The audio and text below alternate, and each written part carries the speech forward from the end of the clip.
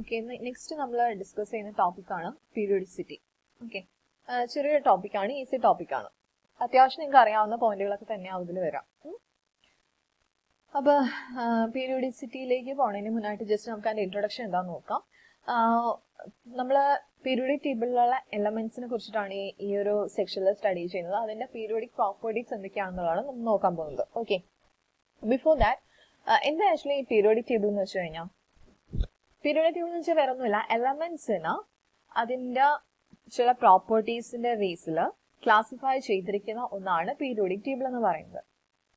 എലമെന്റ്സിന്റെ properties നമ്മൾ പറയുന്നത് it's A periodic function of the atomic number എന്നുള്ളതാണ്. അതാണ് നമ്മുടെ മോഡേൺ പീരിയോഡിക് ടേബിളിന്റെ ഒരു ബേസ് എന്ന് പറയുന്നത്. എലമെന്റ്സിന്റെ പ്രോപ്പർട്ടീസ് എന്ന് പറയുന്നത് അതിന്റെ അറ്റോമിക് നമ്പറിന്റെ ഒരു പീരിയോഡിക് ഫംഗ്ഷൻ ആയിട്ടാണ് നമ്മൾ കൺസിഡർ ചെയ്യുന്നത്. അതായത് ശരിക്കും പറഞ്ഞാൽ ഒരു എലമെന്റ് എങ്ങനെ ബിഹേവ് ചെയ്യണം എന്ന് ഡിറ്റർമിൻ ചെയ്യുന്നത് അതിന്റെ അറ്റോമിക് നമ്പർ ആണ്, അല്ലെങ്കിൽ അതിന്റെ ഇലക്ട്രോണിക് കോൺഫിഗറേഷൻ ആണ്. ആദ്യകാലങ്ങളിൽ പറഞ്ഞിരുന്നത് അറ്റോമിക് മാസിന്റെ ഒരു ഫംഗ്ഷൻ ആയിട്ടാണ് ഈ എലമെന്റ്സിന്റെ പ്രോപ്പർട്ടീസ് പറഞ്ഞിരുന്നത്. പക്ഷെ പിന്നീട് അത് മാറ്റി, പിന്നീട് മനസ്സിലായി അറ്റോമിക് മാസ് അല്ല ഒരു എലമെന്റിന്റെ നേച്ചർ ഡിറ്റർമിൻ ചെയ്യുന്നത്, പിന്നെയോ അതിന്റെ അറ്റോമിക് നമ്പർ ആണ്. എന്തുകൊണ്ട് അറ്റോമിക് നമ്പർ ഇതിന്റെ ഒരു എലമെന്റിന്റെ ബിഹേവിയർ ഡിറ്റർമിൻ ചെയ്യുന്നു എന്ന് ചോദിച്ചു കഴിഞ്ഞാൽ, അറ്റോമിക് നമ്പർ വെച്ചിട്ടാണ് അതിന്റെ നമ്പർ ഓഫ് ഇലക്ട്രോൺസ് വരുന്നത്, അതിന് വെച്ചിട്ടാണ് നമ്മൾ ഇലക്ട്രോണിക് കോൺഫിഗറേഷൻ എഴുതുന്നത്. അപ്പൊ ശരിക്കും പറഞ്ഞാൽ ഒരു ആറ്റത്തിന്റെ വാലൻസ് ഇലക്ട്രോണിക് കോൺഫിഗറേഷൻ ആണ് അതിന്റെ majority of the properties determine ചെയ്യുന്നത് എന്ന് നമുക്ക് വേണമെങ്കിൽ പറയാം. ഓക്കെ, അപ്പോൾ ഈ എലമെന്റ്സിനെ നമ്മൾ മെയിൻലി പീരിയോഡിക് ടേബിൾ എടുത്തു കഴിഞ്ഞാൽ നിങ്ങൾക്ക് അറിയാവുന്ന പോലെ 4 ബ്ലോക്കുകളായിട്ടാണ് നമ്മൾ ക്ലാസിഫൈ ചെയ്തിട്ടുള്ളത്. S block, P block, D block, F block.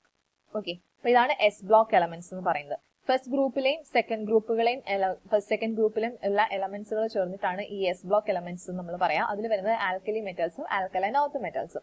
First group elements ആണ് ആൽക്കലി മെറ്റൽസ്. സെക്കൻഡ് ഗ്രൂപ്പിൽ വരുന്ന ഇത്രയും എലമെന്റ്സ് ബെർലിയം മുതൽ റേഡിയം വരെയുള്ള എലമെന്റ്സ്, ഇതാണ് ആൽക്കലൈൻ എർത്ത് മെറ്റൽസ് എന്ന് പറയുന്നത്.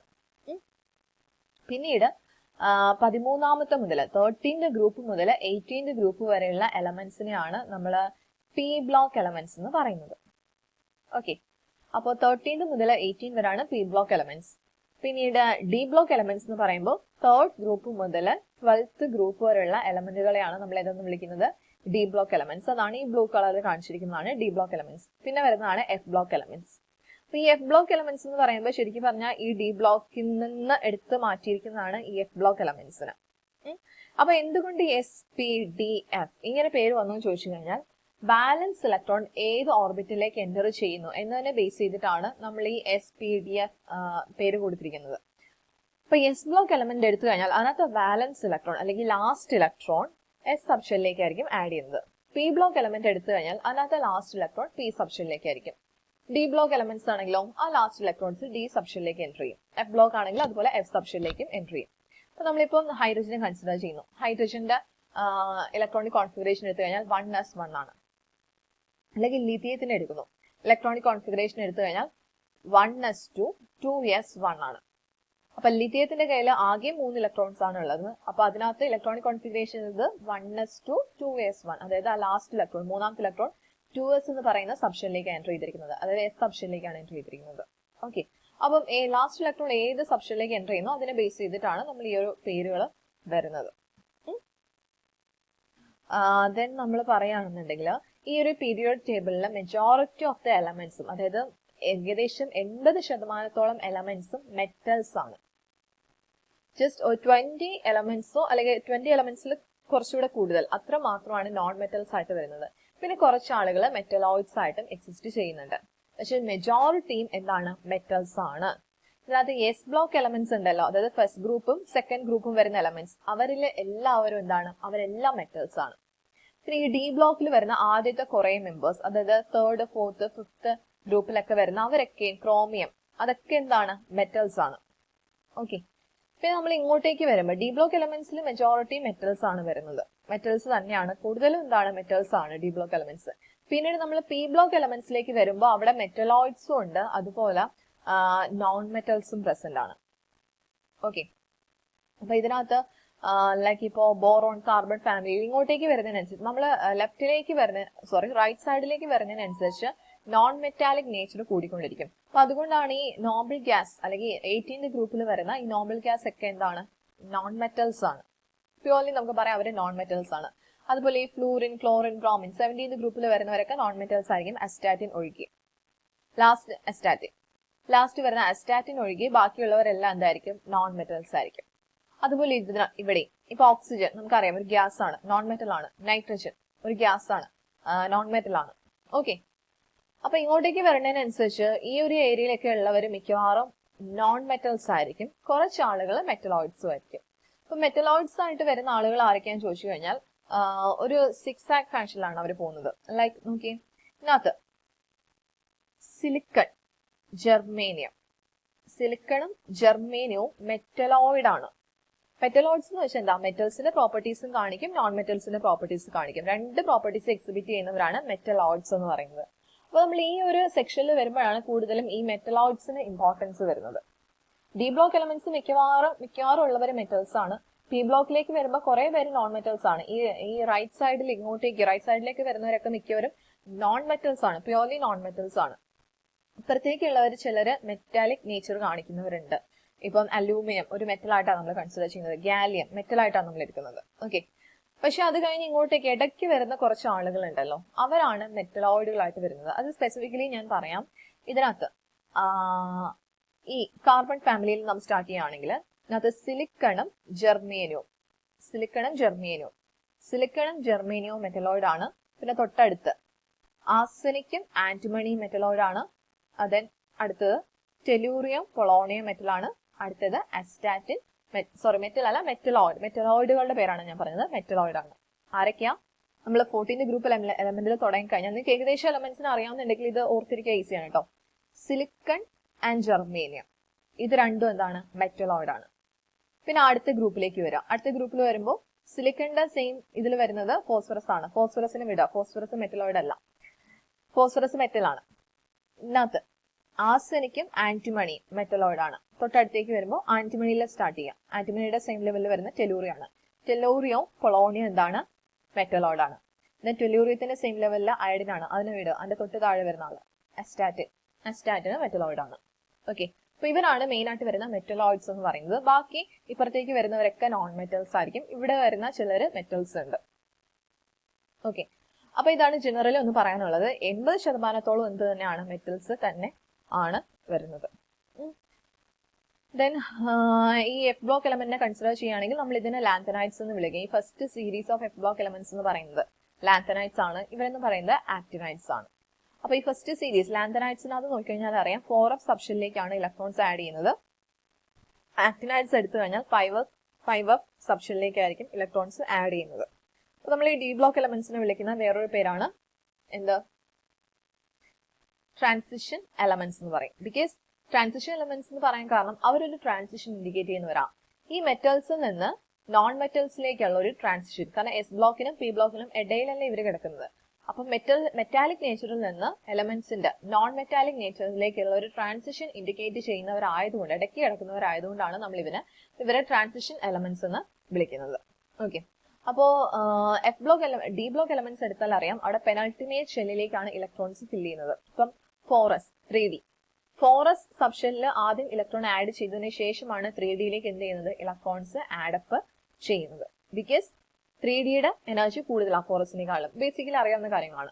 അപ്പൊ അതിനെ നമ്മൾ പെനൾട്ടിമേറ്റ് ഷെൽ എന്ന് പറയും. അപ്പൊ പെനൾട്ടിമേറ്റ് ഷെല്ലിലാണ് ഡി ബ്ലോക്ക് എലമെന്റ്സിന്റെ കേസിൽ ഈ എന്താ പറയാ ഔട്ടർമോസ്റ്റ് ഇലക്ട്രോൺസ് ആഡ് ചെയ്യുന്നത്. എഫ് ബ്ലോക്ക് എലമെന്റ്സിന്റെ കേസിലോ, എഫ് ബ്ലോക്ക് എലമെന്റ്സ് എന്ന് പറയുമ്പോൾ വീണ്ടും ഡി ഷെല്ലിനും ഇന്നറായിട്ടിരിക്കുന്നവരാണ് എഫ് ബ്ലോക്ക് എലമെന്റ്സ്. അപ്പൊ ആ ഡി ഷെല്ലിനും പെനൾട്ടിമേറ്റ് ഷെല്ലിനും അകത്തിരിക്കുന്ന ഷെല്ലിലേക്കാണ് ഇവരുടെ കേസിൽ എന്ത് ചെയ്യുന്നത്, ഈ ഔട്ടർമോസ്റ്റ് ഇലക്ട്രോൺസ് ആഡ് ചെയ്യുന്നത്.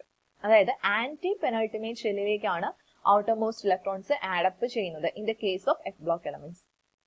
ഓക്കെ, ആന്റി പെനൾട്ടിമേറ്റ് ഷെല്ലിലേക്കാണ് എഫ് ബ്ലോക്ക് എലമെന്റ്സിന്റെ കേസിൽ ഈ ഔട്ടർമോസ്റ്റ് ഇലക്ട്രോൺസ് ആഡ് ചെയ്യുന്നത്. അതുകൊണ്ട് നമുക്ക് ഇവരെ വേണമെങ്കിൽ ഇന്നർ ട്രാൻസിഷൻ എലമെന്റ്സ് എന്നോ എന്ത് വേണമെങ്കിലും വിളിക്കാം. ഓക്കെ, അപ്പൊ ഇതാണ് ജനറൽ ആയിട്ട് നമ്മുടെ എന്താ പറയാ ഈ ഒരു പീരിയോഡിക് ടേബിളിലെ എലമെന്റ്സിനെ പറ്റിയിട്ടുള്ള ഒരു ജനറൽ ഐഡിയ ആണ് പറഞ്ഞത്. നെക്സ്റ്റ് ഈ പറഞ്ഞ കാര്യങ്ങൾ തന്നെ ഒന്നുകൂടെ സമപ്പ് ചെയ്തിരിക്കുകയാണ്. The systematic classification of elements made the study of elements easy. നമ്മൾ എലമെന്റ്സിനെ ഇതുപോലെ സിസ്റ്റമാറ്റിക് ആയിട്ട് ക്ലാസിഫൈ ചെയ്തപ്പോൾ നമുക്ക് അതിനെ പഠിക്കാനായിട്ട് കുറച്ചുകൂടി എളുപ്പമാണ്. ഇപ്പം എസ് ബ്ലോക്ക് എലമെന്റ്സ് എന്ന് പറഞ്ഞ കാറ്റഗറി കുറെ എലമെന്റ്സ് വരുന്നുണ്ട്. അപ്പൊ അവർക്കൊക്കെ കുറെ കോമൺ പ്രോപ്പർട്ടീസ് എക്സിബിറ്റ് ചെയ്യുന്നവരായിരിക്കും. അതുപോലെ പി ബ്ലോക്ക് എലമെന്റ്സ് എന്ന് പറഞ്ഞ കുറെ എലമെന്റ്സ് വരുന്നുണ്ട്. അപ്പൊ അവരുടെ പ്രോപ്പർട്ടീസും എന്തായിരിക്കും, എല്ലാം സിമിലർ ആയിരിക്കും. ഓക്കെ, അപ്പൊ നമ്മളൊരു 100 എണ്ണത്തിന് ഒരു 100 എലമെന്റ്സിന്റെ പ്രോപ്പർട്ടി, ആ ഫസ്റ്റ് എലമെന്റിന്റെ പ്രോപ്പർട്ടീസ് ഇത്രയാണ്, സെക്കൻഡ് എലമെന്റിന്റെ പ്രോപ്പർട്ടീസ് ഇതൊക്കെയാണ്, തേർഡ് എലമെന്റിന്റെ പ്രോപ്പർട്ടീസ് ഇങ്ങനെയാണെന്ന് പറഞ്ഞ് പഠിച്ചു വെച്ച് കഴിഞ്ഞാൽ ഒരു 100 എലമെന്റ്സ് എടുക്കുമ്പോൾ 100 സെറ്റ് നമ്മൾ പഠിക്കേണ്ടി വരുന്നില്ലേ? ബട്ട് അതിനെക്കാട്ടിലും സിസ്റ്റമാറ്റിക് ആയിട്ട് ഈ എലമെന്റ്സിനെ ക്ലാസിഫൈ ചെയ്ത് കഴിഞ്ഞപ്പോൾ കുറച്ചുകൂടി ഈസിയായി, നമ്മുടെ ടാസ്ക് കുറച്ചുകൂടി ഈസിയായി. എസ് ബ്ലോക്ക് എലമെന്റ്സ് എന്ന് പറയുന്ന കാറ്റഗറി വരുന്ന ഇത്രയും ആളുകൾക്ക് കോമൺ പ്രോപ്പർട്ടീസ് ആണ്, അത് നോക്കി വെച്ചാൽ മതി. പി ബ്ലോക്ക് എലമെന്റ്സ് എന്ന് പറയുന്ന ഈ ഒരു സെക്ഷനിൽ വരുന്ന അത്രയും എലമെന്റ്സിന്റെ പ്രോപ്പർട്ടീസ് വേറെ കുറെയാണ്. അപ്പൊ അവർക്ക് ഡിസ്റ്റിങ്ക്റ്റ് ആയിട്ടുള്ള കുറെ പ്രോപ്പർട്ടീസ് ഉണ്ട്, അത് നോട്ട് ചെയ്ത് വെച്ചാൽ മതി. ഓക്കെ, അപ്പൊ നമ്മുടെ സ്റ്റഡി കുറച്ചുകൂടെ എന്തായിട്ട് ഈസി ആയിട്ട് മാറി ഒരു ക്ലാസിഫിക്കേഷൻ കഴിഞ്ഞപ്പോൾ. The periodic table may be defined as the arrangement of various elements according to their properties in a tabular form. Just ഒന്നുമില്ല, എലമെന്റ്സിന് അതിന്റെ പ്രോപ്പർട്ടീസ് വൈസിൽ നമ്മളിങ്ങനെ ക്ലാസിഫൈ ചെയ്ത് വെച്ചിരിക്കുന്നു. A modern periodic table is organized on the basis of atomic number of elements through the earlier criteria was though the earlier criterion was atomic weight. അത് ഞാൻ നേരത്തെ പറഞ്ഞൊരു point ആണ്. നമ്മുടെ മോഡേൺ പീരിയോഡിക് ടേബിൾ എത്തിയപ്പോൾ നമ്മൾ എലമെന്റ്സിന് അതിന്റെ അറ്റോമിക് നമ്പറിന്റെ ബേസിലാണ് ക്ലാസിഫൈ ചെയ്യാൻ തുടങ്ങിയത്. കാരണം അറ്റോമിക് നമ്പർ ഒരു എലമെന്റിനെ ഡിറ്റർമിൻ ചെയ്യുന്നു, അല്ലെങ്കിൽ എന്റെ ബിഹേവിയറെ ഡിറ്റർമിൻ ചെയ്യുന്നു എന്നതിന്റെ ബേസിൽ ക്ലാസിഫൈ ചെയ്യാൻ തുടങ്ങി. പക്ഷേ അതിനേക്കാളും മുന്നത്തെ കാലത്തില് അറ്റോമിക് മാസ് ആണെന്നാണ് വിചാരിച്ചിരുന്നത്. അപ്പൊ അതാണ് പറഞ്ഞത്. Periodic classification of elements. എലമെന്റ്സിന് നമ്മൾ S, P, D, F block elements എന്ന് പറഞ്ഞ് ജസ്റ്റ് ക്ലാസിഫൈ ചെയ്തിട്ടുണ്ട്, അങ്ങനെ പറഞ്ഞതേ ഉള്ളൂ. അപ്പൊ ഇതിനകത്ത് നോക്കിക്കഴിഞ്ഞാൽ എന്താ പറയാ, ഇതാണ് നമ്മുടെ ന്യൂക്ലിയസ്. ന്യൂക്ലിയസിനുള്ള പ്രോട്ടോൺസ് ഉണ്ട്, പോസിറ്റീവ്ലി ചാർജ് ആയിട്ടുള്ള പ്രോട്ടോൺസ് ഉണ്ട്, ന്യൂട്രോൺസും ഉണ്ട്. പിന്നെ ഇതിനകത്ത് ഇങ്ങനെ ഗ്രീൻ ഇതിൽ കാണിച്ചിരിക്കുന്നതാണ് ഇലക്ട്രോൺസ്. ഏറ്റവും പുറത്ത് വരുന്ന ഷെല്ലിൽ വരുന്ന ഇലക്ട്രോൺസിനാണ് നമ്മൾ വാലൻസ് ഇലക്ട്രോൺസ് എന്ന് പറയുന്നത്. വാലൻസ് electrons are in the outermost shell of an atom and are able to interact with the other atoms to form chemical bonds. അപ്പോൾ വാലൻസ് ഇലക്ട്രോണിന്റെ പ്രത്യേകത എന്താ? ഏറ്റവും ഔട്ടർമോസ്റ്റ് ഷെല്ലിൽ വരുന്ന ഇലക്ട്രോൺസ് ആണ് ഈ വാലൻസ് ഇലക്ട്രോൺസ് എന്ന് പറയുന്നത്. അപ്പൊ ഇവരുടെ പ്രത്യേകത എന്താണെന്ന് ചോദിച്ചു കഴിഞ്ഞാൽ ഇവർക്ക് വന്നിട്ട് പുറമെ എൻവയോൺമെന്റുമായിട്ട് കുറച്ചുകൂടെ ബന്ധമുള്ളത് ഈ വാലൻസ് ഇലക്ട്രോൺസിനാണ്. അപ്പൊ ശരിക്കും പറഞ്ഞാൽ കെമിക്കൽ റിയാക്ഷൻസിൽ പാർട്ടിസിപ്പേറ്റ് ചെയ്യുന്നതാണെങ്കിലും അല്ലെങ്കിൽ അടുത്തൊരു ആറ്റവുമായിട്ട് കമ്പൈൻ ചെയ്ത് ബോണ്ടിങ്ങിലൊക്കെ ഏർപ്പെടുന്നത് എന്താണ്? ഈ വാലൻസ് ഇലക്ട്രോൺസാണ്. ഈ ഉള്ളിലിരിക്കുന്ന ഇലക്ട്രോൺസിന് പുറമെ ആയിട്ട് ഔട്ടർ എൻവയോൺമെന്റുമായിട്ട് വലിയൊരു ബന്ധമില്ല. മനസ്സിലായോ? അപ്പൊ അതാണ് പറഞ്ഞത്. നമുക്ക് സ്പെസിഫിക് ആയിട്ട് ഓരോ ബ്ലോക്കിനെ എടുത്തിട്ട് അതിന്റെ പ്രോപ്പർട്ടീസ് എന്തൊക്കെയാണെന്നുള്ളത് നമുക്ക് 1 by 1 ആയിട്ട് നോക്കാം. First one S block elements ആണ്. എസ് ബ്ലോക്ക് എലമെന്റ്സ് എന്ന് പറയുമ്പോൾ എന്താ? Last electrons enters the S block of the outermost shell. Last electron S ബ്ലോക്കിലേക്ക് എൻ്റർ ചെയ്യുന്നതാണ് എസ് ബ്ലോക്ക് എലമെന്റ്സ് എന്ന് പറയുന്നത്. Second point, general electronic configuration is NS2. ഇവിടെ ഒരു മിസ്റ്റേക്ക് വന്നിട്ടുണ്ട്. NS2 NP1 to 6 എന്ന് പറയുന്നത് ഇത് പി ബ്ലോക്ക് എലമെന്റ്സിന്റെ ഇലക്ട്രോണിക് കോൺഫിഗറേഷൻ ആണ്. ടൈപ്പ് ചെയ്തതിൽ മിസ്റ്റേക്ക് പറ്റിയതാ.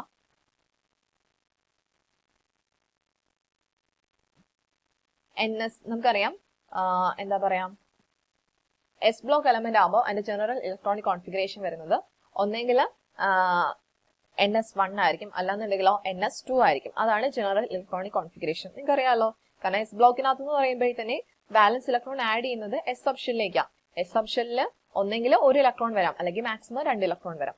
അപ്പം എസ് ബ്ലോക്കിൽ ആ ഫസ്റ്റ് ഗ്രൂപ്പിലെയും സെക്കൻഡ് ഗ്രൂപ്പിലെയും 6 ഇലക്ട്രോണിക് കോൺഫിഗറേഷൻ എഴുതി നോക്കി കഴിഞ്ഞാൽ ഒന്നെങ്കിൽ electronic configuration balance electronic configuration ആണ്, ഒന്നെങ്കിൽ അത് NS1 എന്നിരിക്കും, അതായത് എസ് സബ്ഷെല്ലിൽ 1 ഇലക്ട്രോൺ ആയിട്ട് നിൽക്കും, അല്ലാന്നുണ്ടെങ്കിലോ എസ് സബ്ഷെല്ലിൽ 2 ഇലക്ട്രോൺ ആയിട്ട് നിൽക്കും, NS2 എന്നിരിക്കും.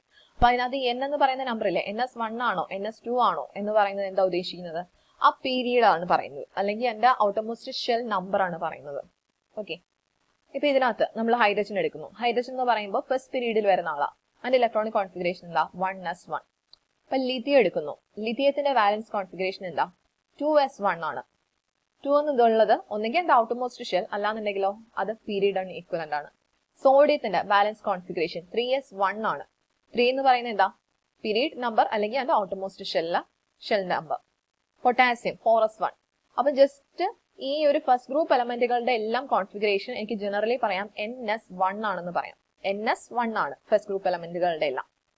അപ്പൊ അതിനകത്ത് N എന്ന് ഉദ്ദേശിക്കുന്നത് പീരീഡ് നമ്പർ അല്ലെങ്കിൽ ഔട്ടർമോസ്റ്റ് ഷെല്ലിന്റെ നമ്പർ. അപ്പൊ ജസ്റ്റ് സീസീത്തിന്റെ എന്താ? 6s1 ആണ്. ഫ്രാൻസീത്തിന്റെ എന്താ? 7s1 ആണ് ബാലൻസ് കോൺഫിഗറേഷൻ. അടുത്തത് ഇത് ആൽക്കലൈൻ എർത്ത് മെറ്റലിലേക്ക് വരുമ്പോൾ ബെർലിയത്തിന്റെ ബാലൻസ് കോൺഫിഗറേഷൻ എന്താ? കണ്ണുടച്ച് പറയാം 2s2 ആണ്. ഇത് സെക്കൻഡ് പീരീഡിൽ കിടക്കാം. മഗ്നീഷ്യത്തിന് 3s2 ആണ്, കാൽഷ്യത്തിന്റെയോ 4s2 ആണ്. ഓക്കെ, അപ്പൊ ഇവരെല്ലാം എസ് ബ്ലോക്ക് എലമെന്റ് ആയിട്ട് വരുന്നത്. അപ്പൊ ഇവരുടെ കോൺഫിഗറേഷൻ വന്നെങ്കിൽ NS1 ഓർ NS2 എന്ന് പറയുന്ന പീരീഡ് നമ്പർ.